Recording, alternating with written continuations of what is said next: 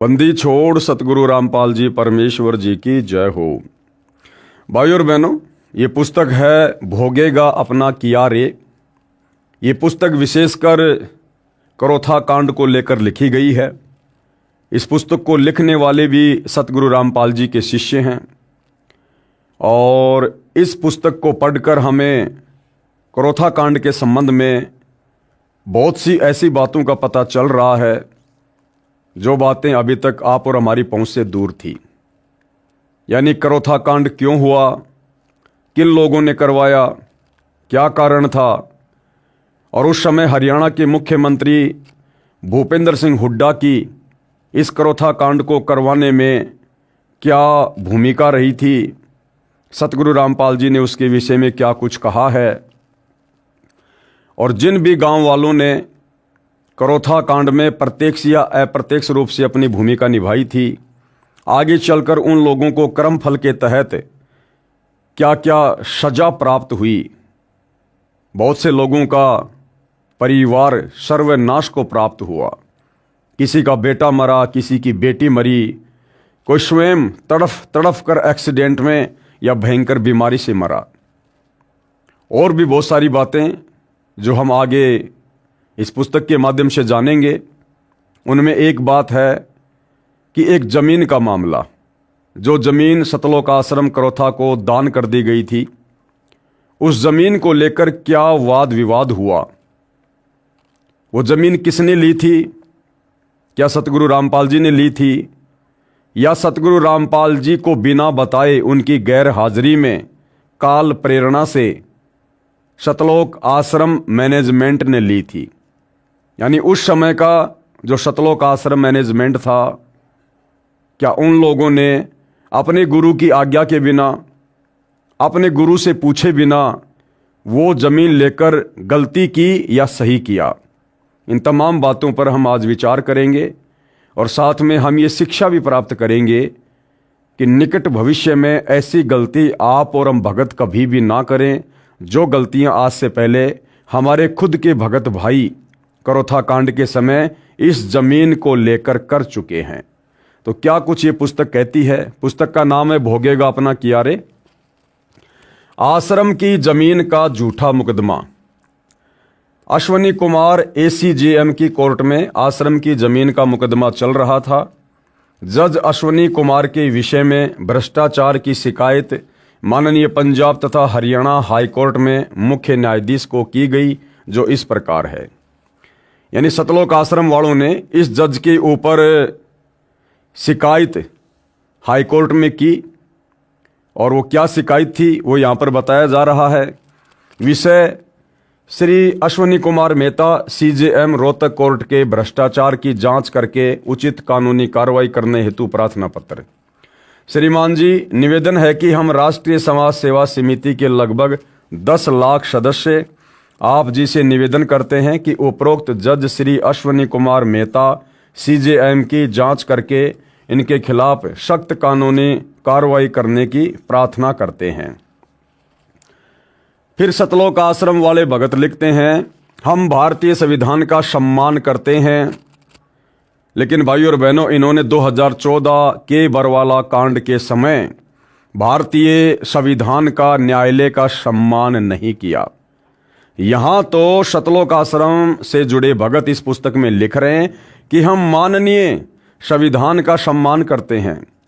भाई, फिर 2014 के बरवाला कांड में क्या हो गया था? उस समय भी तो इसी संविधान के तहत माननीय न्यायालय ने सतगुरु रामपाल जी को चंडीगढ़ की उनकी पेशी पर तारीख पर हाजिर होने के लिए नोटिस भेजा था, सम्मन भेजा था। फिर आप सतलोक आश्रम वालों ने संविधान का सम्मान क्यों नहीं किया? क्यों आप लोगों ने सतगुरु रामपाल जी को चंडीगढ़ की तारीख पर नहीं जाने दिया? और क्यों आप लोगों ने पुलिस प्रशासन को सतलोक आश्रम के अंदर नहीं जाने दिया?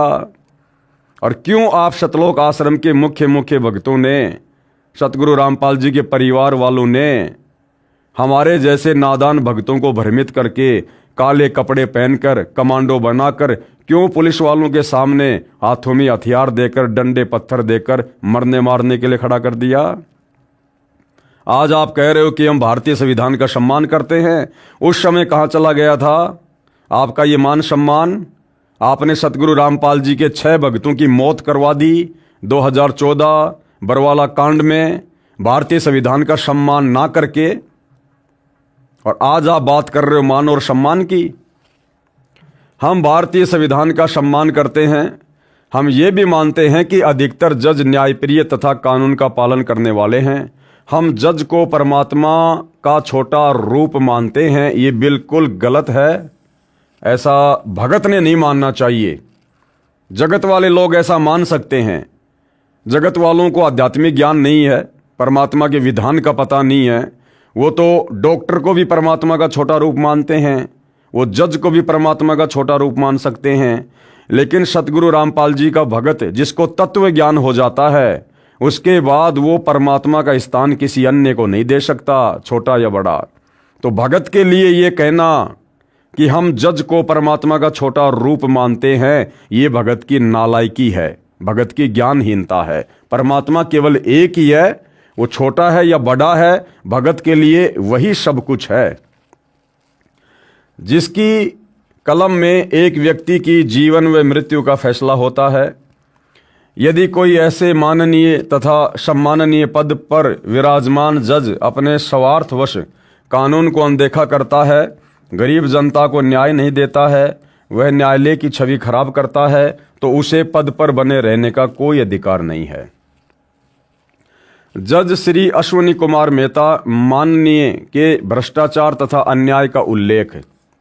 राष्ट्रीय समाज सेवा समिति के कुछ सदस्य सतीश चंद्र गांव सुंडाना, राजेंद्र सिंह गांव बड़ौदा, बलवान सिंह गांव बालक, चांदीराम गांव बालक माननीय जज श्री अश्विनी कुमार मेहता जी से दिनांक 23 जनवरी 2014 को कोर्ट में मिले तथा उससे मुकदमा नंबर 446/2006 की वास्तविकता से परिचय कराने का प्रयास किया तथा इस केस से संत रामपाल जी का नाम निकलवाने के लिए प्रार्थना की, क्योंकि इस केस में संत रामपाल जी महाराज का नाम झूठा तथा बेबुनियाद है। माननीय जज श्री अश्विनी कुमार जी ने कहा कि अब कोर्ट का समय है, आप मुझे कोर्ट के समय के बाद मिलना, तब तक मैं इस केस की फाइल पढ़ लूँगा। हमारे उपरोक्त सदस्य माननीय जज श्री अश्विनी कुमार से पुणे मिले तथा उनको बताया मामला ये है कि सतलोक आश्रम करोथा की जमीन पर झूठा मुकदमा number 446 date 21/7/2006 Rohtak court Haryana में विचाराधीन है। जिस समय ये जमीन कुछ भक्तों द्वारा बंदी छोड़ भक्ति मुक्ति ट्रस्ट को स्वेच्छा से दान की गई। हमारे सतगुरुदेव संत रामपाल जी महाराज हरियाणा से बाहर महाराष्ट्र प्रांत में सत्संग करने के लिए गए हुए थे। उनको तो जमीन लेने के बारे में 3 महीने के बाद जब हरियाणा में आए तब बताया गया था कि हम सर्व भक्तों ने विचार विमर्श करके 3 एकड़ जमीन का टुकड़ा गांव करोथा जिला रोहतक में आश्रम के लिए भक्तों ने ही दान किया है। अब देखो भाइयों और बहनों, सबसे बड़ी गलती जो भगत करता है काल प्रेरणा से, वो ये करता है।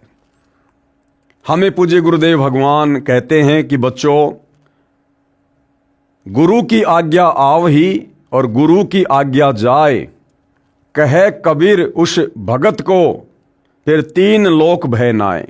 यानी शिष्य का ये परम धर्म है कि अपने गुरु की आज्ञा के बिना, अपने गुरु से पूछे बिना वो कोई भी कार्य ना करे। लेकिन यहाँ सतलोक आश्रम मैनेजमेंट करोथा ने बहुत बड़ी गलती की, जिनको आज हम बड़े बड़े भगत मान रहे हैं। उन्होंने बहुत बड़ी गलती की। सतलोक आश्रम करोथा को किसी भगत ने स्वेच्छा से जमीन दान करनी चाहिए। और उस समय सतगुरु रामपाल जी महाराष्ट्र में सत्संग करने के लिए गए हुए थे और उस समय मोबाइल जैसी सुविधा विशेष तौर पर उपलब्ध नहीं थी। इसलिए सतलोक आश्रम वाले भगत कह रहे हैं कि वो जमीन हम लोगों ने ले ली। यानी देने वाला भी भगत और लेने वाले भी भगत। वो देने वाला भी महामूर्ख और लेने वाले भी महामूर्ख। ना जमीन देने वाले भगत ने सतगुरु से आज्ञा ली और ना जमीन लेने वाले सतलोक आश्रम मैनेजमेंट करोथा वाले भक्तों ने सतगुरु से आज्ञा ली। यानी दान देना चाहिए गुरु को, लेकिन देने वाले ने जमीन दान किसको दी? भक्तों को। और भाइयों और बहनों, यही गलती आगे चलकर सतगुरु रामपाल जी के लिए एक नई समस्या पैदा कर देती है। यह गलती निकट भविष्य में हम भक्तों ने नहीं करनी चाहिए। इस पुस्तक से हमने यही तो शिक्षा लेनी है। क्या आवश्यकता थी भाई जमीन लेने की? अगर आपने जमीन लेनी भी थी तो जमीन दानकर्ता से आपने प्रार्थना करनी चाहिए कि भाई देखो, आप जमीन दान कर रहे हैं और सतगुरुदेव इस समय महाराष्ट्र में सत्संग के लिए गए हुए हैं, संपर्क हो नहीं पा रहा। जब सतगुरुदेव वापस आए उसके बाद आप जी जमीन दान कर देना। हम तो उनके शिष्य हैं, उनके भगत हैं, हम अधिकारी नहीं हैं दान लेने के, और गुरु की आज्ञा के बिना हम ये जमीन आपसे दान में नहीं ले सकते।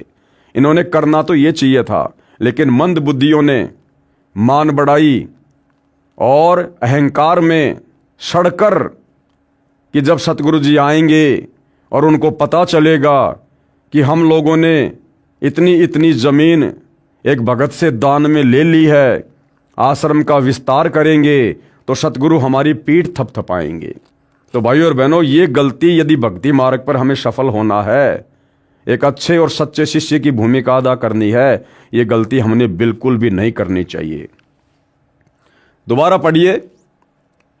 भक्तों की गलती के कारण सतगुरु रामपाल जी के ऊपर वो मुकदमा लगा। भक्तों की गलती के कारण हमारे सतगुरुदेव संत रामपाल जी महाराज हरियाणा से बाहर महाराष्ट्र प्रांत में सत्संग करने के लिए गए हुए थे। उनको तो जमीन लेने के बारे में 3 महीने के बाद जब हरियाणा में आए तब बताया गया था कि हम सभी भक्तों ने विचार विमर्श करके 3 एकड़ जमीन का टुकड़ा गांव करोथा जिला रोहतक में आश्रम के लिए अपने भक्तों ने ही दान किया है। दानकर्ता के विशेष आग्रह पर जमीन बंदी छोड़ भक्ति मुक्ति ट्रस्ट के नाम ट्रस्टी भगत राजेंद्र के नाम से करा दी है। हमने पहली बार ट्रस्ट बनाया था, ट्रस्ट की ओर से कोई रेजुलेशन भी पास नहीं किया गया था। हमारे सतगुरु रामपाल जी महाराज के कहीं भी जमीन की खरीद के कागजात पर हस्ताक्षर नहीं है।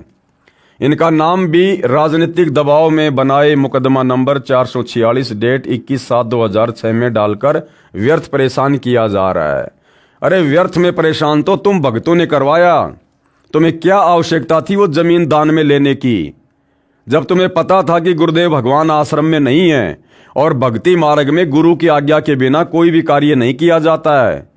जब छोटा मोटा होम यज्ञ भी गुरु की आज्ञा के बिना सफल नहीं होता है, तो आप लोगों ने ये कैसे सोच लिया कि वो जमीन भक्तों को सुख देगी, और आगे चलकर फिर उसी जमीन को लेकर सतगुरु रामपाल जी के ऊपर मुकदमा लगा। इस जमीन के मुकदमा नंबर 446 डेट 2006 में मुख्य गवाह ने जिसके नाम से एफआईआर काटी गई थी, उसने न्यायालय में बयान देकर स्पष्ट कर दिया है कि इस एफआईआर में क्या लिखा है मुझे कुछ जानकारी नहीं, क्योंकि पुलिस ने जबरदस्ती मेरे से हस्ताक्षर कराए थे। दान अपनी स्वेच्छा से किया जाता है। जमीन ट्रस्ट के नाम हुई है, किसी ट्रस्टी या चेयरमैन के नाम नहीं हुई है। अब देखो, यहां तो कह रहे कि किसी ट्रस्टी या चेयरमैन के नाम नहीं हुई है, और यहां पर ये लोग खुद ही लिख रहे हैं, ये लोग खुद ही लिख रहे हैं भाइयों और बहनों कि दानकर्ता के विशेष आग्रह पर जमीन बंदी छोड़ भक्ति मुक्ति ट्रस्ट के नाम और ट्रस्टी भगत राजेंद्र के नाम से करा दी गई है, और यहां कह रहे हैं कि किसी के नाम नहीं हुई है। ट्रस्ट का नियम है कि यदि ट्रस्ट का प्रबंधन ट्रस्ट चलाने में असफल रहता है तो उस ट्रस्ट की चल अचल संपत्ति सरकार सील कर देती है। इसलिए यह मामला 420 धारा का नहीं है। राष्ट्रीय समाज सेवा समिति के सदस्यों ने सर्व जानकारी माननीय जज श्री अश्विनी कुमार जी को दी। जज अश्विनी कुमार जी ने कहा कि मैंने केस को पढ़ लिया है, ये केस तो आप पर बनता ही नहीं है। जमीन दानकर्ता कमला के माता भाई बहन तथा बुआ हैं। मैंने ये देख लिया है कि जिस समय जमीन दान की अप्रैल 1999 को तथा आज 2014 तक कमला ने किसी कोर्ट में इस संबंध में कोई मुकदमा भी दायर नहीं किया है। पुलिस ने चालान के साथ कमला पुत्री श्री साहब सिंह का 161 का बयान भी नहीं लगा रखा। जज महोदय ने आगे कहा कि यदि आप मुझसे पहले मिल लेते तो मैं कमला को गवाह रूप में भी स्वीकार नहीं करता। इस केस की गवाहियां 2007 से चल रही हैं। दिनांक 1/8/2013 6 वर्ष तक ये कमला पुत्री श्री साहब सिंह बयान देने भी नहीं आई थी।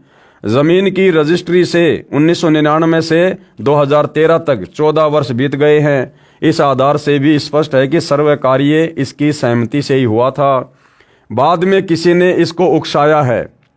जज ने यह भी बताया कि मैं अपने अनुभव से बताता हूं कि कमला ने जो 1/8/2013 को कोर्ट में बयान दिया है उसमें जो उसने प्रारंभ में कहा है वह तो उसके वकील द्वारा तोते की तरह रटाई गई कहानी थी। फिर उसने अंत में वास्तविकता भी बता दी। उसने कहा है कि मैंने बयाना रजिस्ट्री देख लिया है, ये मैंने ही लिखवाया है। फिर कहा है कि कृष्णा ने लिखवाया है जो नाते में इसकी सगी बुआ है। इससे भी स्पष्ट है कि कमला की सहमति से ही जमीन ट्रस्ट को दान की गई है। कमला ने बयान में स्वीकारा है कि मैं अपनी जमीन नहीं देना चाहती थी।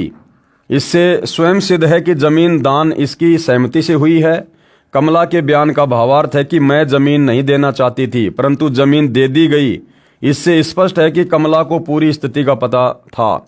सर्व कार्य इसकी सहमति के अनुसार हुआ था। यदि ऐसा न होता तो उसी समय न्यायालय में अपील कर सकती थी, जो कि कमला ने आज तक भी ऐसा नहीं किया है। इससे साफ है कि जमीन दान करने में जो कृष्णा को कमला बनाकर बैठाया गया है, ये इसके परिवार ने कमला को विश्वास में लेकर कृष्णा को कमला के स्थान पर बैठाया है। ट्रस्टी तथा चेयरमैन का तो कोई दोष ही नहीं है, फिर भी ये झूठा मुकदमा आपके गले में सरकार ने डाल दिया है। इसको अपने गले से निकालना तो पड़ेगा ही। श्री अश्वनी कुमार माननीय जज जी ने कहा कि आप भी जानते हैं वर्तमान में कैसे काम बनता है, आप लोगों को कुछ खर्च करना पड़ेगा। समिति के सदस्यों ने पूछा कि क्या खर्च करना पड़ेगा। जज श्री अश्वनी कुमार जी ने कहा कि मात्र 20 लाख रुपए लगेंगे। हाई कोर्ट तक सेटिंग करनी पड़ती है। मैंने कुछ नहीं लेना, ये सारा खर्चा आगे ही देना है। मैं तो भगवान से डरने वाला हूं। याद रखना, जजों के पास स्वयं संज्ञान रूपी 2 धारी तलवार है। सर्व गवाह भी आपके पक्ष में हो तो भी जज सजा कर सकते हैं।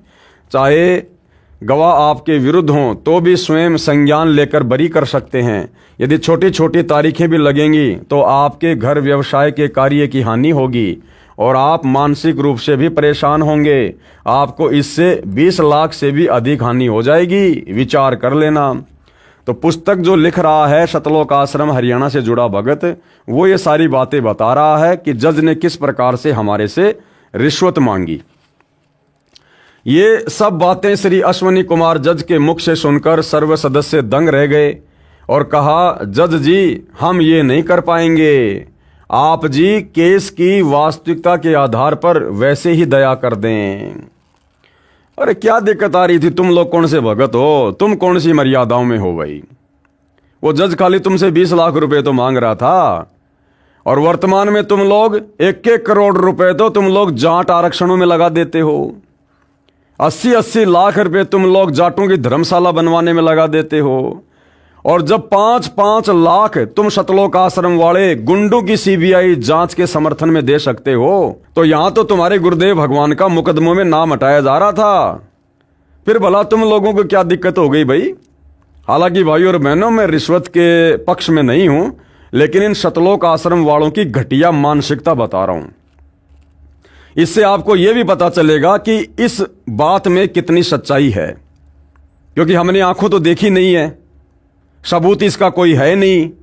लेकिन वर्तमान में सतलोक आश्रम मैनेजमेंट हरियाणा वालों का, सतगुरु रामपाल जी के कलयुगी बेटा बेटी भाई बंधु रिश्तेदारों का जो चरित्र निकलकर सामने आ रहा है, उस आधार से हम ये कहते हैं कि जब तुम लोग राजस्थान के गैंगस्टर आनंदपाल सिंह की सीबीआई जांच के समर्थन में 5 लाख रुपए दे सकते हो, तो यहां तो तुम्हारे गुरु का नाम मुकदमे से हटाया जा रहा था।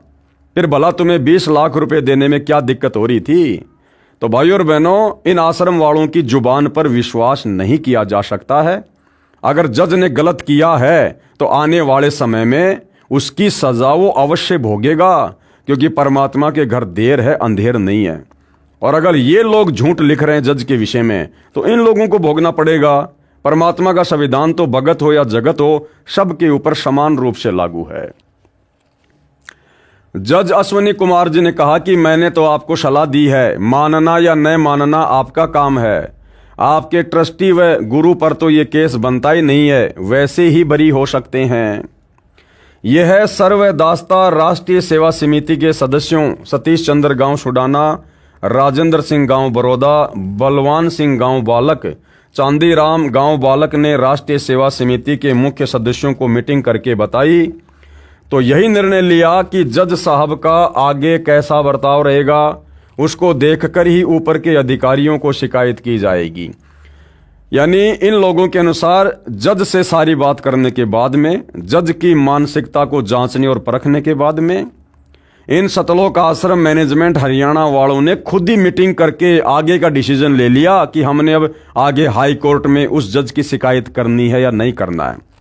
मतलब सतगुरु रामपाल जी से कोई सलाह मशवरा नहीं, कोई डिस्कस नहीं, कुछ नहीं। ये खुद ही सतगुरु बने हुए हैं, ये खुद ही न्याय करता है कि हम क्या करेंगे और क्या नहीं करेंगे। संत रामपाल जी से पूछने की जरूरत नहीं है, क्योंकि संत रामपाल जी को क्या पता कोर्टों में क्या होता है, जज क्या होते हैं, वकील क्या होते हैं। तो आश्रम वाले भगत कह रहे हैं, राष्ट्रीय समाज सेवा समिति वाले, कि हम मुख्य लोगों ने मीटिंग की और निर्णय लिया कि जज साहब का आगे कैसा बर्ताव रहेगा उसको देखकर ही ऊपर के अधिकारियों को शिकायत की जाएगी। 20 लाख की मनसा पूरी न होने के पश्चात माननीय जज श्री अश्वनी कुमार मेहता जी की अन्याय की झलक। दिनांक 23/1/2014 के पश्चात जज महोदय ने छोटी छोटी तारीख लगानी प्रारंभ की। दिनांक 31/1/2014 8 दिन की, अगली 5/2/2014 5 दिन की, उससे अगली 13/2/2014 8 दिन की, अगली 19/2/2014 6 दिन की, अगली 20/2/2014 लगाई 1 दिन की। 20/2/2014 को हमें परेशान करने के मकसद से स्वयं कोर्ट में नहीं आया, उस दिन कोई कार्रवाई नहीं की। फिर जज अश्वनी कुमार मेहता जी के स्थान पर दूसरे जज ने कार्यभार संभाला। अरे तो तुम आश्रम वालों को क्या दिक्कत हो गई भाई? तारीखें छोटी लग रही है, बड़ी लग रही है, क्या दिक्कत हो गई तुम लोगों को? इसी पुस्तक में तुम लोग कह रहे हो कि हम तो संविधान की इज्जत करते हैं, संविधान का सम्मान करते हैं। तो संविधान के तहत जैसा भी जज तारीख लगा रहा था, तो भाई तारीखों पर जाते ना। यहां अपना दुखड़ा क्यों रो रहे हो तुम लोग? तुम तो संविधान का सम्मान करने वाले हो ना। इसके अतिरिक्त अन्य अन्याय जो जज अश्वनी कुमार जी ने किया वो इस प्रकार है। क्या क्या अन्याय किए भाई और बहनों, सुनिएगा। श्रीमती कमला पुत्री साहिब सिंह की ओर से कुछ वकील आने लगे।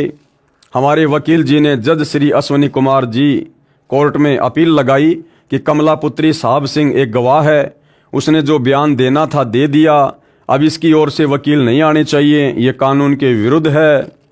दोनों पक्षों की सुनवाई के पश्चात जज श्री अश्वनी कुमार जी ने अपने आदेश दिनांक 19/2/2014 में कहा कि कमला पीड़ित है, इसके साथ धोखा हुआ है, ये वकील कर सकती है। 20 लाख की हवस पूरी ना होने के कारण माननीय जज श्री अश्वनी कुमार जी ने पक्का इरादा कर लिया था कि स्वयं संज्ञान के जरिए ट्रस्ट के ट्रस्टी तथा चेयरमैन को सजा देगा ही देगा। ये आदेश पारित करते समय कमला के कोर्ट में दिए बयान को भी अनदेखा कर दिया। जज साहब पहले स्वयं कह रहे थे कि कमला की सहमति से जमीन दान की गई है, ये बात इसके बयान से स्पष्ट है। और 20 लाख रुपए न मिलने के कारण कमला को बाद में जज साहब ने विक्टिम यानी पीड़ित घोषित कर दिया और लिख दिया कि इसकी जमीन धोखे से दान की गई है। कमला को पीड़ित घोषित करना ही सिद्ध करता है कि जज ने बदनीयत से ही ये आदेश दिया है। कमला पीड़ित है तो सिद्ध कर दिया कि अन्य सब दोषी हुए। जज श्री अश्वनी कुमार जी ने अपने आदेश में भी स्पष्ट किया कि केस दर्ज कराने वाला करतार सिंह कमला का सगा चाचा है। फिर यह भी कहा कि वह दोषियों के साथ मिली भगत करके हॉस्टाइल हो गया है। जमीन दान करने वाले कमला के माता भाई बहन हैं, क्या वे भी कमला से धोखा करके हमारे को मुफ्त जमीन दे सकते हैं? जज श्री अश्विनी कुमार जी ने 20 लाख रुपए की हवस पूरी न होने के कारण कानून का जानकार होते हुए भी जानबूझकर गैर जिम्मेदाराना आदेश पारित करके अपनी मलिन मानसिकता को प्रदर्शित किया और सम्माननीय न्यायाधीश की छवि को धूमिल किया। अरे तो तुम लोगों ने भी तो गैर जिम्मेदाराना कार्य किया।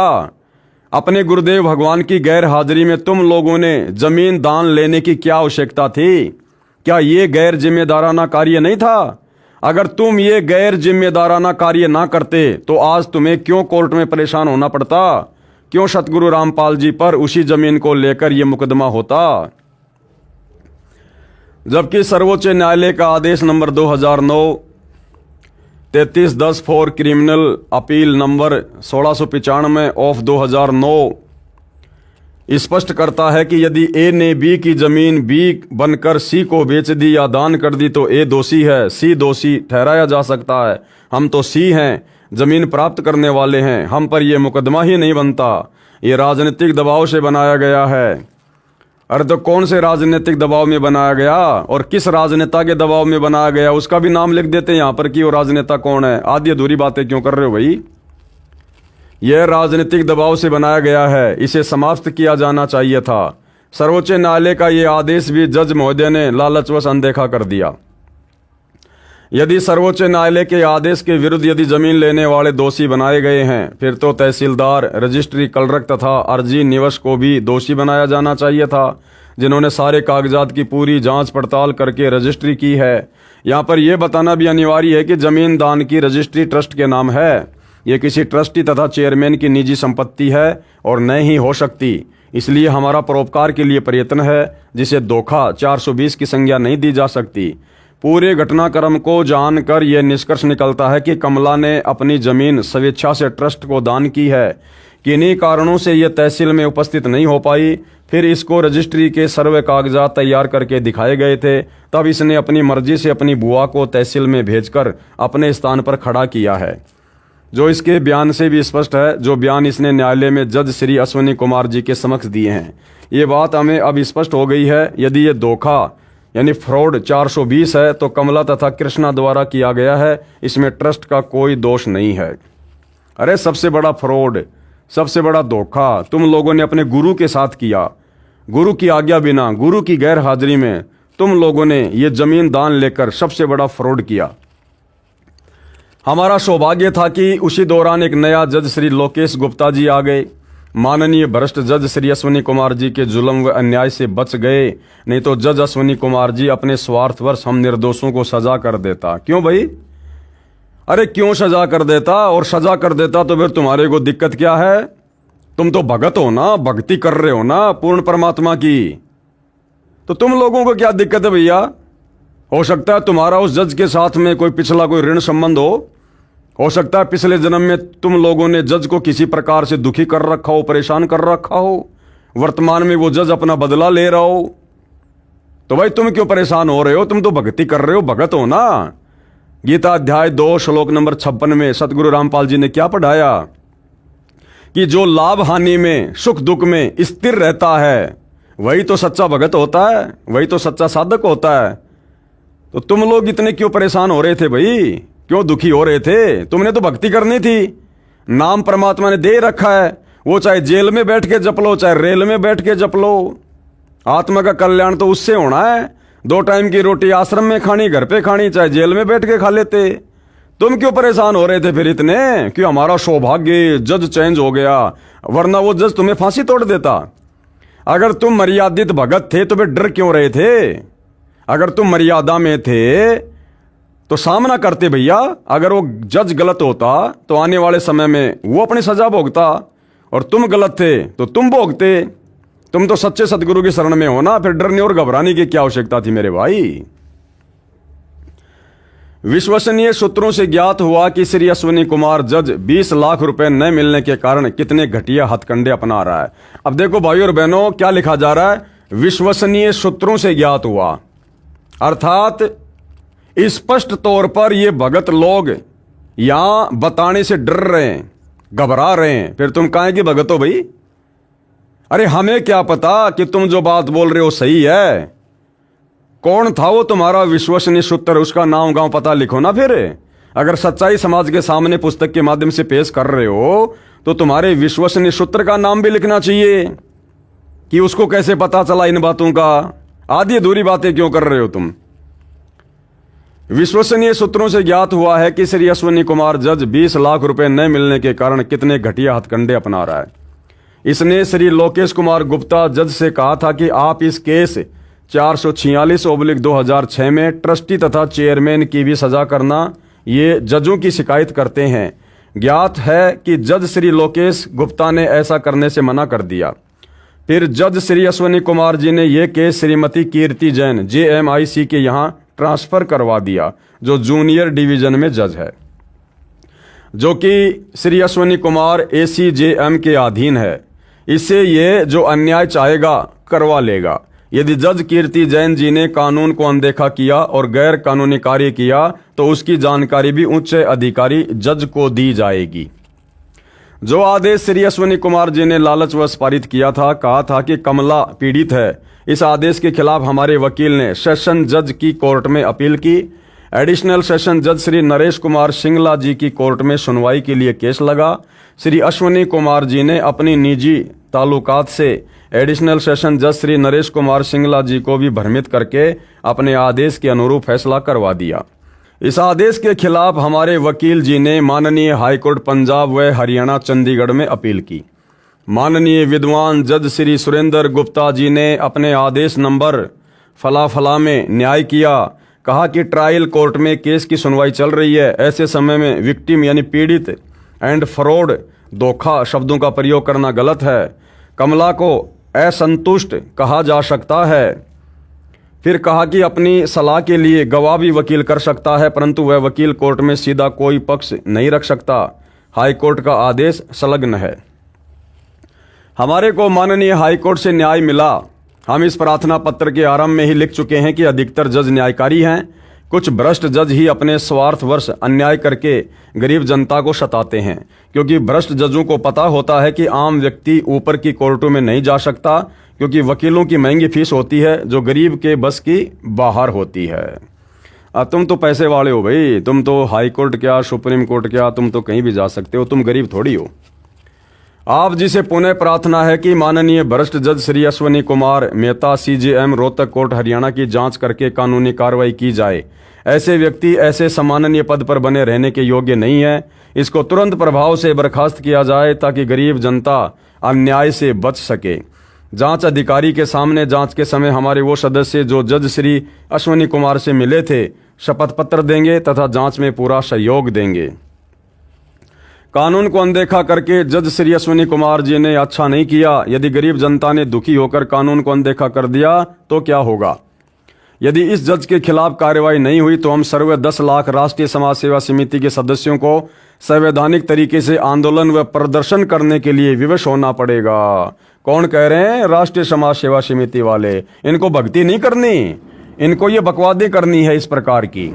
इनको अपने भगवान पर विश्वास नहीं, इनको अपने गुरुदेव पर विश्वास नहीं, इनको भक्ति मर्यादाओं पर विश्वास नहीं। अब ये समाज को सुधारेंगे इस प्रकार से आंदोलन करके। अरे समाज को सुधारने के लिए परमात्मा धरती पर आए हुए हैं भाई, वो अपने हिसाब से सुधारेंगे। वो आंदोलन करके अपने भक्तों से करवा के समाज को नहीं सुधारेंगे। समाज सुधरेगा तत्व ज्ञान से, इस ज्ञान से, भक्ति से। अब इस ज्ञान को तुम खुद ही नहीं समझ पा रहे, फिर भला वो जज कैसे सुधरेंगे, जनता कैसे समझेगी? और क्या कर लिया तुम लोगों ने अभी तक भाई? अरे इतने वर्ष बीत गए, हम आंदोलन करेंगे, प्रदर्शन करेंगे, कर लिया तुम लोगों ने आंदोलन, सुधार दिया तुम लोगों ने जज को, दिलवा दी तुम लोगों ने फांसी उस जज को। तो भाई और बहनों, परमात्मा कह रहे करनी तज कथनी कथया ज्ञानी दिन रात, और कुत्ते जू भौंकत फिरे सुनी सुनाई बात है। ये जो इस प्रकार की बातें हैं, जजों के खिलाफ आंदोलन करना या प्रदर्शन करना, ये सतगुरु रामपाल जी के ज्ञान और विधान के बिल्कुल खिलाफ है, विपरीत है। ये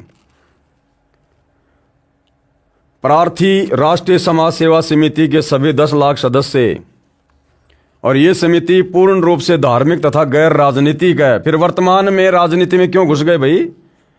अगर ये समिति गैर राजनीतिक थी तो वर्तमान में भाई क्यों राजनेताओं के तलवे चाट रहे हो तुम शतलोक आश्रम वालों?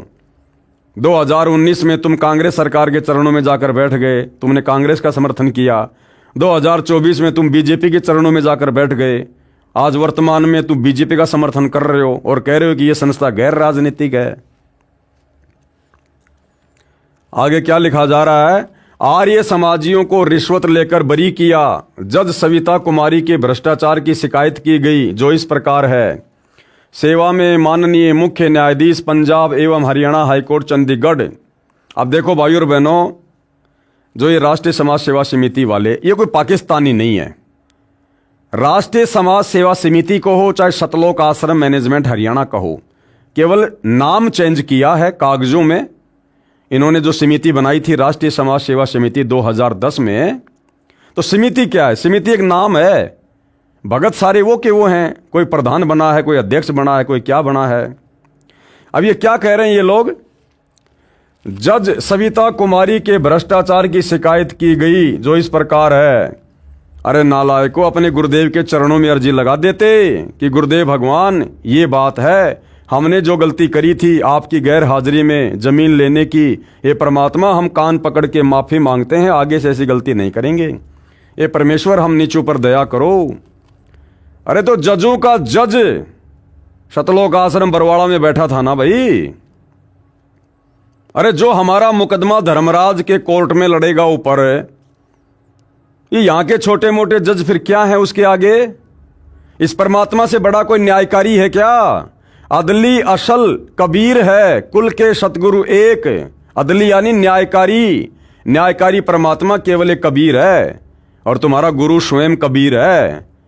और तुम अर्जियां लगाते फिर रहे हो इन नकली कोर्टों में, लगाते अपने गुरुदेव भगवान के चरणों में अर्जी कि परमात्मा गलती हो गई, नादान है, आपके बच्चे माफ करो, आगे से ऐसी गलती नहीं होगी। अरे जजों का रिमोट परमात्मा के हाथ में है, 2 मिनट में परमात्मा प्रेरणा कर दे, लेकिन तुम्हारी बुद्धि वहां तक तो जाती नहीं है। गुरु को तो तुम मानुष मानते हो, अपने से नीचा मानते हो। तुम तो खुद ही गुरु बने हुए हो, सारे काम तो तुम खुद कर रहे हो। 2010 में जब से तुम लोगों ने राष्ट्रीय समाज सेवा समिति बनाई है, तुम लोगों ने सत्यानाश कर दिया भक्ति का, बेड़ा गर्क कर दिया तुम लोगों ने, अंत में बरवाला कांड करवा कर छोड़ा।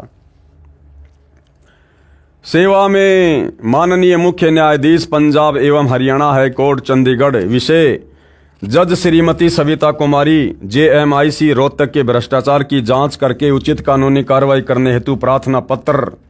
एक छोटी सी अर्जी सतगुरु रामपाल जी के चरणों में भी लगा देते भाई, तुम्हें कोर्टों के चक्कर ही नहीं काटने पड़ते। निवेदन है कि हम राष्ट्रीय समाज सेवा समिति के लगभग 10 लाख सदस्य आपसे निवेदन करते हैं कि उपरोक्त जज की जांच करके सख्त कार्रवाई करने की प्रार्थना करें। तुम्हारी गुलाम है वो हाई कोर्ट जो तुम्हारे आदेशों पे चलेगी। तुम खुद अपने गुरु के आदेशों पर नहीं चलते तो तुम्हारी गंदी जुबान से लगाई गई प्रार्थना से जज कैसे चलेंगे? हम मानते हैं कि अधिकतर जज कानून का पालन करने वाले हैं, न्यायप्रिय हैं। हम जज को परमात्मा का छोटा रूप मानते हैं। भाई नहीं मानते। हम सतगुरु रामपाल जी के साध संगति से जुड़े भाई बहन इस मत से सहमत नहीं है। हमारा परमात्मा चाहे वो छोटा है चाहे बड़ा है, सतगुरु रामपाल जी है, ये कबीर भगवान ही है और कोई परमात्मा नहीं है। एक 2 कोड़ी के जीव को परमात्मा की संज्ञा देना परमात्मा की तौहीन है। जिसकी कलम में एक व्यक्ति की जीवन मृत्यु का फैसला होता है, नहीं होता। अगर आप सतगुरु रामपाल जी के भगत हो तो भगत कभी भी अन्याय नहीं करेगा, गलत काम नहीं करेगा। और यदि भगत के साथ कोई अन्याय करता है, धोखाधड़ी करता है, तो फिर जजों की औकात नहीं कि वो अपनी उस कलम से उस भगत को मृत्यु दंड दे दे, उसको फांसी दे दे। फिर वो सतगुरु कौन से दिन काम आएगा? फिर जो भक्ति तुम कर रहे हो, फिर ये कौन से दिन काम आएगी? ऐसे माननीय तथा सम्माननीय पद पर विराजमान व्यक्ति अपने स्वार्थवश अन्याय करता है, गरीब जनता को न्याय नहीं देता। अरे गरीब जनता सतगुरु रामपाल जी का ज्ञान समझकर भक्ति करे, फिर परमात्मा के हाथ में है अपने भगत की समस्या। फिर देखो उसके काम कैसे होते हैं। वह न्यायालय की छवि को खराब करता है, उसे पद पर बने रहने का कोई अधिकार नहीं है। मामला यह है कि हमारे कुछ सदस्यों पर मुकदमा नंबर फला फला माननीय जज सविता जी की कोर्ट में विचाराधीन है। केस नंबर इतने इतने इस्तगासा आश्रम के ट्रस्टी डॉक्टर कृष्ण जी ने आश्रम की मानहानि का सत्यवीर शास्त्री पर डाल रखा था। अब बताओ भाई, भक्तों ने मानहानि का दावा डाल रखा है। आश्रम के ट्रस्टी डॉक्टर कृष्ण जी ने आश्रम की मानहानि का सत्यवीर शास्त्री पर डाल रखा था। अब भक्तों का काम है क्या ये मानहानि का मुकदमा करना? अरे भक्तों की ना इज्जत होती ना भक्तों की कोई बेइज्जती होती। तुम सतगुरु की शिक्षाओं पर नहीं चलते, इसलिए तुम लोग दुखी हो। सतगुरु रामपाल जी क्या कहते हैं? मान अमान करे क्यों ना कोई, कि मेरे भगत का चाहे कोई सम्मान करो चाहे अपमान करो, भगत ने कोई टेंशन नहीं, कोई चिंता नहीं। मान अमान करे क्यों ना कोई, मम संत शरण जान जगत छोई। संसार को राख के समान समझो और परमात्मा की भक्ति अपनी मर्यादा में रह के करो। भगत की कोई इज्जत नहीं होती और ना भगत की बेइज्जती होती। और यहां इन लोगों ने मानहानि के दावे डाल रखे हैं। केस नंबर 176 डेट 6/3/2006 आचार्य बलदेव के खिलाफ था, जो माननीय जज सविता जी की कोर्ट में सुनवाई चल रही थी। अब भैया सतगुरु क्या करे? तुमने सतगुरु की कोर्ट में तो मानहानि का मुकदमा किसी के खिलाफ डाला नहीं, अर्थात तुम लोगों ने सतगुरु रामपाल जी के चरणों में तो प्रार्थना लगाई नहीं। तुम लोग तो न्यायदाता मान रहे हो कोर्टों को, न्यायालयों को। तो भैया न्यायालयों में तो न्यायालयों के अनुसार काम होता है, फिर तुम्हारे अनुसार काम नहीं होगा कि तुम जैसा चाहोगे वैसा तुम्हारे फेवर में सारा काम हो जाएगा। फिर भैया कोर्टों का काम तो काललोक में कोर्टों के अनुसार होता है, जिसमें माननीय जज सविता जी ने हमारे विरोधियों से रुपए लेकर उनके पक्ष में फैसला कर दिया। दिनांक 2 मई 2014 को इस्तगासा केस नंबर इतना तथा केस नंबर फला फला की तारीख थी। हमारे कुछ सदस्य भी ट्रस्टी कृष्ण के साथ कोर्ट में गए थे, जो प्रत्येक पेशी पर जाते हैं। उन्होंने हमें बताया कि दिनांक 2 मई 2014 को इस्तगासा केस नंबर फला फला तथा केस नंबर इतना इतना की पेशी थी। उस दिन माननीय जज सविता जी छुट्टी पर थी। अब भाई और बहनों, जज छुट्टी पर थी या नहीं थी, ये लोग गए या नहीं गए, ये मुकदमा क्या है, हमने ज़्यादा दिमाग लगाने की जरूरत नहीं है। इसको याद नहीं करना, रट्टा नहीं मारना। हमने केवल निष्कर्ष निकालना है कि हम भगतों को क्या शिक्षा मिल सकती है और हम भगत कहां पर गलतियां करने से बच सकते हैं, जो गलतियां हमसे पहले इन बड़े बड़े भक्तों ने की। हमने केवल निष्कर्ष निकालना है, इससे ज्यादा और कुछ नहीं। दोषी आचार्य बलदेव पहले से अनुपस्थित चल रहा था। 2 मई 2014 को आचार्य बलदेव कोर्ट में पेश हुआ। उसकी जमानत की अर्जी लगाई गई। जमानत की सुनवाई के लिए माननीय जज कीर्ति जैन जी की कोर्ट में लगी, जो उस दिन ड्यूटी पर मजिस्ट्रेट थी। आचार्य बलदेव के साथ आर्य समाज के कई व्यक्ति कोर्ट से बाहर एक पेड़ के नीचे खड़े थे। एक व्यक्ति और आया जिसको पटवारी जी कह रहे थे। उसने पूछा, आचार्य जी की जमानत का क्या रहा? दूसरे व्यक्तियों ने बताया कि जमानत हो जाएगी। हमने जज कीर्ति जैन का दलाल मिल गया है। हमें कल ही पता चला था कि जज सविता छुट्टी पर है। हमने जज कीर्ति जैन से 5 लाख रुपए में सेटिंग कर रखी है। हमारी सेशन जज सुशील कुमार गुप्ता से भी सेटिंग हो चुकी है। अब ये सेटिंग हुई नहीं हुई, केवल ये लोग अपने हाथों से लिख रहे हैं, इसका कोई प्रमाण नहीं है। हमारे 3 सदस्यों ने बताया कि हम अनजान से बनकर मुंह दूसरी ओर करके अखबार पढ़ने का बहाना करके उनकी सारी वार्ता सुन रहे थे। क्यों भैया, तुम लोग कोई प्राइवेट कोई डिटेक्टर हो क्या, जो सारी बातें सुन रहे थे ऐसे करके? अरे तुमने अपने भगवान पर विश्वास नहीं किया, तुमने भक्ति पे विश्वास नहीं किया। उनकी बातें चोरों की तरह सुनकर भी तुम लोगों ने क्या कर लिया? कुछ तो नहीं किया। हमारे 3 सदस्यों ने बताया कि हम अनजान से बनकर मुंह दूसरी ओर करके अखबार पढ़ने का बहाना करके उनकी सारी वार्ता सुन रहे थे, जिनके नाम हैं विजेंद्र निवासी गांव गांधरा, महेंद्र निवासी मादीपुर दिल्ली, ओम प्रकाश निवासी गांव गांधरा। ये थे वो एजेंट जो अखबार पढ़ने का बहाना करके सारी बातें सुन रहे थे। उस व्यक्ति ने, जिसको पटवारी जी कह रहे थे, फिर पूछा कि जो मुकदमे रामपाल के चेलों ने कर रखे हैं, जो सविता जज की कोर्ट में आचार्य बलदेव तथा सत्यवीर शास्त्री पर चल रहे हैं, इनकी क्या संभावना है? आर्य समाज के व्यक्तियों ने कहा कि सविता जज का भी दलाल मिल गया, सब सेटिंग हो गई है, दोनों मुकदमों में बरी हो जाएंगे। और रामपाल और उसके चेलों पर 2 मुकदमे हैं, एक आश्रम की जमीन का तथा दूसरा करोथा कांड का। इनमें इनकी सजा कराएंगे। ये भी सेटिंग जजों से हो चुकी है। वही हुआ जो सुना था। 2/5/2014 को वर्किंग जज सविता कुमारी की छुट्टी थी। दूसरी जज कीर्ति जैन ड्यूटी मजिस्ट्रेट के यहाँ जमानत लगी, जमानत मंजूर हो गई। हमारे भक्तों के ऊपर आर्य समाज के व्यक्तियों ने झूठा केस नंबर 12/7/2006 करोथा कांड का चल रहा है और जो मुकदमा नंबर फला फला का है, यदि हमारे भगत किसी कारण से किसी दिन अनुपस्थित हो जाते हैं तो उनके किसी भी प्रमाण को नहीं माना जाता। कई तो मानसिक रोग से ग्रस्त होकर बुरे हाल में जजों के सामने पेश किए गए। ये देखो भाई और बहनों, सतलोक आश्रम वाले भगत क्या लिख रहे हैं, और आप और हमें शिक्षा मिलनी चाहिए, शिक्षा। हम फालतू में अपना समय बर्बाद करने के लिए इन पुस्तकों पर वीडियो नहीं बना रहे। खुद सतलोक आश्रम मैनेजमेंट हरियाणा वाले भगत क्या लिख रहे हैं कि हमारे भगतों की ऐसी हालत हो गई, वो पागल हो गए, पागल तारीखों पर जाते जाते, और पागल रूप में उनको जजों के सामने पेश करना पड़ता था। क्यों भाई? अरे क्यों पागल हो गए? भक्ति नहीं कर रहे क्या तुम? मर्यादाओं में नहीं रहते क्या? अरे गुरु का आशीर्वाद नहीं था क्या तुम्हारे ऊपर? क्यों पागल हो गए तुम? अगर तुम लोग अपनी जगह सही थे तो तुम कह रहे हो हम तो न्यायालय का सम्मान करते हैं, तो न्यायालय जब बुलाएगा तब बुलाएगा भैया, फिर सम्मान करो। और पागल क्यों हो गए तुम? भक्ति नहीं कर रहे थे क्या? मर्यादाओं में नहीं थे क्या? सतगुरु रामपाल जी का आशीर्वाद नहीं था क्या? सतगुरु का भगत पागल क्यों हो जाएगा? अरे भगत पर चाहे लाख आपत्ति आओ, अगर भगत मर्यादा में है तो उसका गुरु उसकी रक्षा करता है, उसको हिम्मत देता है। पागल कैसे हो जाएगा? पागल तो दुनिया होती है, दुनिया, जिनको भगवान का सहारा नहीं होता, जिनके पास भक्ति नहीं होती, वो होते हैं पागल। और ये सतलोक आश्रम वाले भगत कह रहे हैं हमारे कुछ भगत तो पागल हो गए, उनको पागलपन के दौरे पड़ने लगे, हॉस्पिटलों में उनको एडमिट करवाया गया, बाद में पंखे से लटक कर फांसी खाने का प्रयास करने लगे वो भगत है, जिनमें एक का नाम है बसंत सैनी, गांव गांद्रा रोहतक वाला, जिसने 12 अगस्त 2025 को मुझ पवन दास की हिसार की तारीख पर 2 भगतों को जान से मारने का कुप्रयास किया। किस प्रकार से रोड पर पटक कर उनकी पिटाई कर रहे थे। तो भैया ऐसे गंदे कर्म करोगे तो पागल ही होगे, सतगुरु क्या करेगा? तो देखो भाई, ये लोग खुद अपनी लेखनी से लिख रहे हैं कि कई तो मानसिक रोग से ग्रस्त होकर बुरे हाल में जजों के सामने पेश किए गए, यानी पूरी तरह से पागल हो गए कई भगत तो संत रामपाल जी के। तो भैया बिना गुरु की आज्ञा के अगर जमीन दान लोगे या बिना गुरु की आज्ञा के काम करोगे तो क्या तुम्हें लड्डू मिलेंगे? वही मिलेगा जो परमात्मा का विधान है।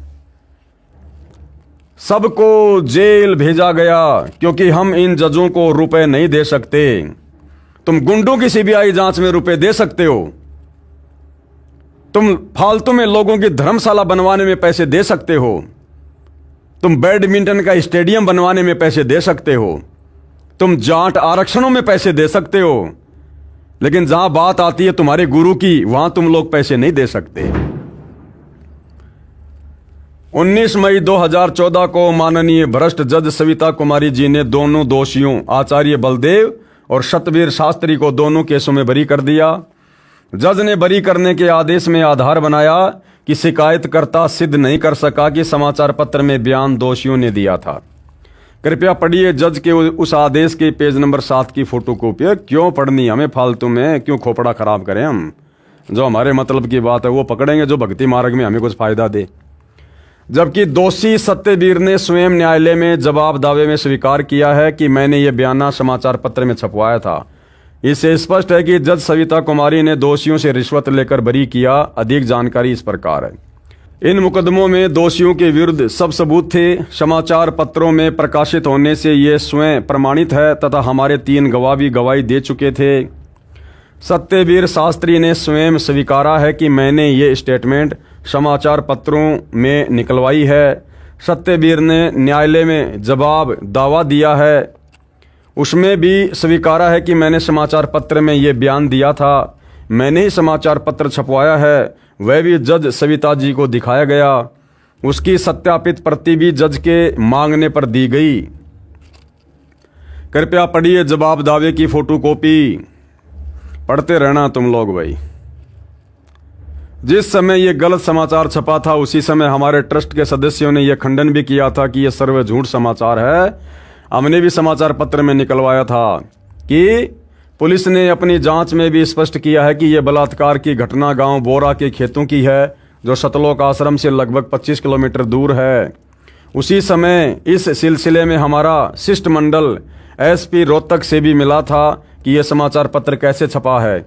ये सुनकर तत्कालीन एसपी भी आश्चर्य में पड़ गया। कहा कि हमारे सामने लड़की ने स्वयं बताया कि बोरा गांव के खेतों में यह घटना घटी। बोरा गांव के गणमान्य व्यक्तियों ने भी यही बताया कि यह घटना गांव के निकट ही खेतों में हुई है। हमारे पास सबके बयान हैं। आर्य समाज के लोगों को हमारे आश्रम को बदनाम करने का कौन सा अधिकार है? अरे भैया, काल के लोक में अधिकारी अधिकार हैं। गुरुजी ने क्या समझाया? निरंजन धन तेरा दरबार, यहाँ तनिक ना न्याय विचार। और मालिक क्या कहते हैं? पाखंडी की पूजा जग में संत को कहें लबाड़, अज्ञानी को परम विवेकी, ज्ञानी को मूड गवार, निरंजन धन तेरा दरबार। अरे शब्द नहीं सुनते क्या? आश्रम वालों सत्संग नहीं सुनते क्या गुरुदेव के? किसको अधिकार है और किसको अधिकार नहीं है? काल लोक में अधिकारी अधिकार हैं। भगत ने अपनी भक्ति करनी चाहिए। आर्य समाज के लोगों को हमारे आश्रम को बदनाम करने का कौन सा अधिकार है? जज महोदय सविता जी ने भी अपने लालच में कानून को अनदेखा करके उनके पक्ष में फैसला कर दिया। जज सविता जी से प्रार्थना है कि इनका लाइसेंस बना दें कि ये किसी की मानहानि करें, इनको कोई नहीं रोकेगा। अरे क्यों बना दे भाई? हमें क्या मतलब है? आप लोगों ने ये क्यों कहना कि जज फला फला व्यक्ति का लाइसेंस बना दे, वो जब चाहे किसी के ऊपर मुकदमा कर दे? आप लोगों ने क्या लेना देना था भाई इन सब बातों से? आप तो परमात्मा के भगत हो, भक्ति कर रहे हो ना, अपने गुरु पर विश्वास रखो ना। क्या समय आने पर सत्य की जीत नहीं होती क्या? भगवान के घर देर है अंधेर नहीं है, तुम्हें इस बात का नहीं पता क्या? लेकिन तुम अपने गुरु को परमात्मा मानो तब ना, गुरु पर विश्वास करो तब ना, मर्यादा में रह के भक्ति करो तब ये सद्बुद्धि आती है। बकवाद करने वालों को नहीं आती। हमारे भक्तों ने 50,000 रुपए भी कोर्ट फीस भरकर मुकदमा डाला था। अरे क्यों डाला मुकदमा नालायकों? क्यों संगत का 50,000 रुपए बर्बाद कर दिया तुम लोगों ने? अरे गुरुजी से मिल बैठकर सलाह कर लेते, उनके चरणों में प्रार्थना लगा देते। परमात्मा जो सलाह देता बिल्कुल सही देता नालायकों। तुम्हें मुकदमा डालने की क्या आवश्यकता थी? अरे गुरु ने क्या समझाया? जो तोकू काटा बोवे ताको बोतू फूल, कि जो तुम्हारे ऊपर मुकदमा करे तुम उसके ऊपर मुकदमा ना करो। आवत गाड़ी एक है, उल्टा हो अनेक। गुरुजी तो आने वाली गाड़ी के जवाब में गाड़ी देने को भी मना करते हैं, और तुम लोगों ने 50,000 रुपए कोर्ट में फीस भर के सामने वाले पे मुकदमा कर दिया। अरे भैया, भक्ति कर रहे थे, ड्रामा कर रहे थे, सत्संग तो सुनते नहीं थे, भक्ति विधान का तुम्हें ज्ञान नहीं, और अपनी मर्जी से अपनी बकवादे करने में लगे हुए थे। तो सतगुरु भी क्या करेगा भाई? सतगुरु भी यही देखता है कि करने दो इन नालायकों को जो कर रहे हैं वो। जब इनकी घिस निकल लेगी अपने आप सीधे हो जाएंगे।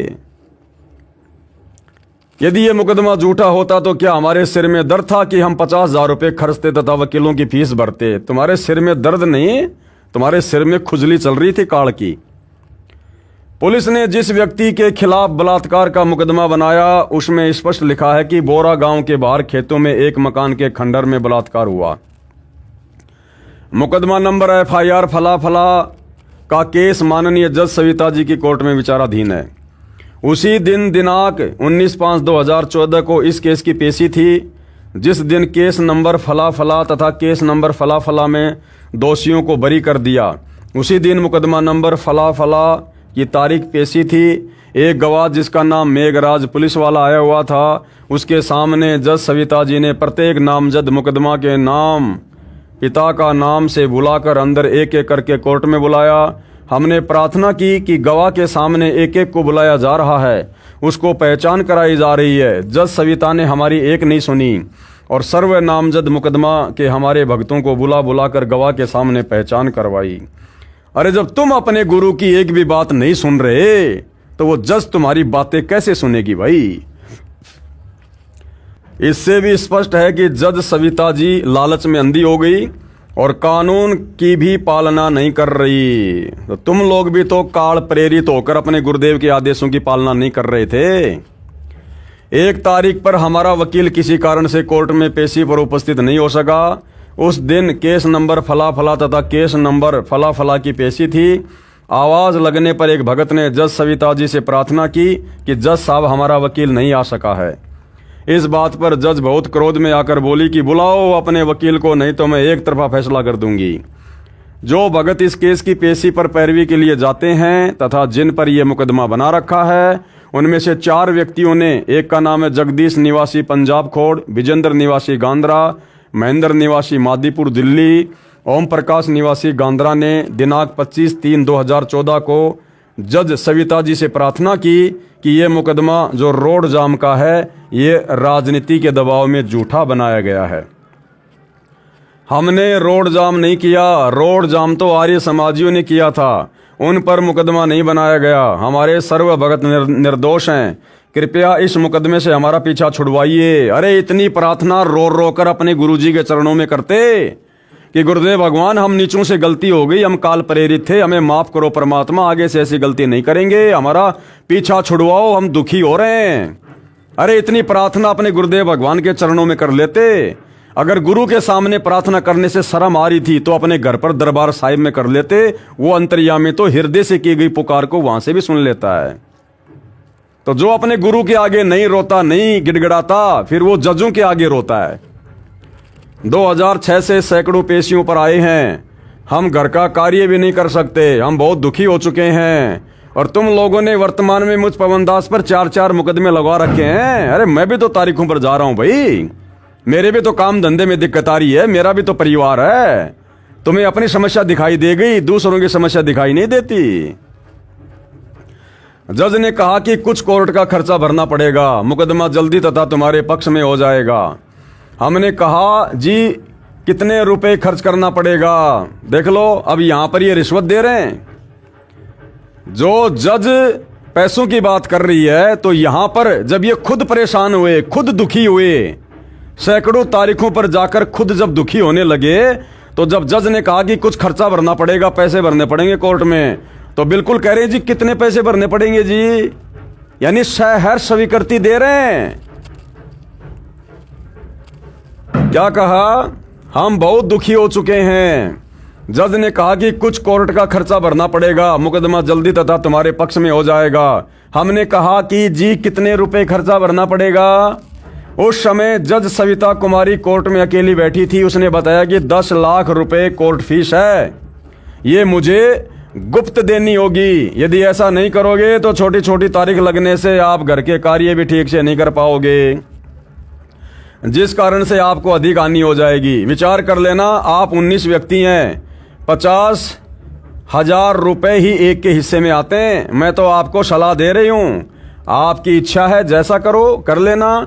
10 लाख रुपए कोर्ट फीस सुनकर हमें आश्चर्य तो हुआ, परंतु कहा कि मैडम हम विचार करके बताएंगे। ये लो जी, हम विचार करके बताएंगे। अर्थात ये लोग स्पष्ट रूप से जज को मना नहीं कर पाए।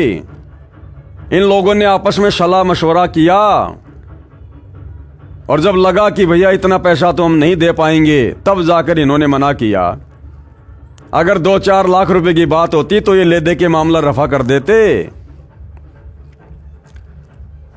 ये सुनकर हमें आश्चर्य तो हुआ, परंतु कहा कि मैडम हम विचार करके बताएंगे। हम निर्धन व्यक्ति हैं, 10 लाख रुपए कोर्ट फीस भरने में असमर्थ हैं। अगर 1-2 लाख रुपए वो बोलती तो तुरंत हाँ भर देते, तुरंत।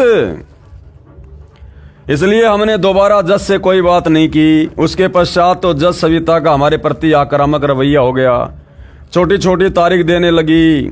25/3/2014 के पश्चात 26/4/2014 31 दिन की। इस दौरान एक नामजद मुकदमा अनुपस्थित चल रहा था, उनको पीओ करने के लिए 31 दिन की तारीख दी थी। ये इस जज की मजबूरी थी। इसके पश्चात 2/5/2014 8 दिन की, फिर 6 दिन की, फिर 11 दिन की, फिर 5 दिन की, फिर 7 दिन की। उन चारों भक्तों ने राष्ट्रीय समाज सेवा समिति के मुख्य सदस्यों को बताया, अपने गुरुजी को नहीं बताया। और उन चारों भक्तों ने जिनकी छोटी छोटी तारीखें लग रही थी, इसी मनवश काल प्रेरित संगठन राष्ट्रीय समाज सेवा समिति के सदस्यों को जाकर बताया। अपने गुरुजी से कोई सलाह मशवरा नहीं, गुरुजी से कोई प्रार्थना नहीं। तभी तो जीव दुखी होता है, कष्ट भोगता है। उन चारों भक्तों ने राष्ट्रीय समाज सेवा समिति के मुख्य सदस्यों को बताया। जब वकीलों से पूछा गया तो हमारी हंसी करने लगे कि ऐसा कोई कानून नहीं बना कि कोर्ट फीस भरो और बरी हो जाओ, ये तो जज की सीधा सीधा रिश्वत की मांग है। फिर हमने राष्ट्रीय समाज सेवा समिति की मीटिंग बुलाई तथा माननीय भ्रष्ट जज सविता जी की शिकायत उच्च अधिकारियों को करने का निर्णय लिया। फिर भी गुरुजी से कोई सलाह मशवरा नहीं, गुरुजी से कोई किसी प्रकार की अर्जी नहीं। फिर भी आपस में ये राष्ट्रीय समाज सेवा समिति वाले ही अपनी मनमर्जी कर रहे हैं कि हम उस जज के खिलाफ चंडीगढ़ हाई कोर्ट में जाएंगे। अरे जब तक गुरु के आगे नहीं रहोगे, अर्जी नहीं लगाओगे, जब तक गुरु की आज्ञा में नहीं चलोगे, आजीवन दुखी रहोगे, आजीवन। आप जी से नम्र निवेदन है कि भ्रष्ट जज की जांच करके कानूनी कार्रवाई की जाए। हाँ करेंगे, तुम्हारे नौकर हैं वो। आप जी की अति कृपया होगी और न्यायालय की गरिमा बनी रहेगी। जांच अधिकारी को हमारे चारों भगत शपथ पत्र भी देंगे। यदि भ्रष्ट जज पर कार्रवाई नहीं हुई तो हम राष्ट्रीय समाज सेवा समिति के सर्वे 10 लाख सदस्य संवैधानिक तरीके से आंदोलन करने के लिए मजबूर होंगे। ये आंदोलन करना, धरने, प्रदर्शन, रैलियां निकालना, ये संत रामपाल जी के भक्ति विधान में नहीं है।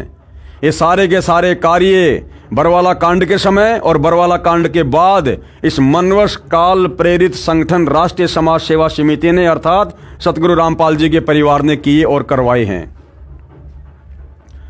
जब तक इस भ्रष्ट जज को पद से मुक्त नहीं किया जाएगा तब तक आंदोलन करेंगे। अभी तक तो भैया वो अपने पद से बर्खास्त नहीं हुआ और तुम लोग क्यों अपने घरों में बैठ गए हार मान के?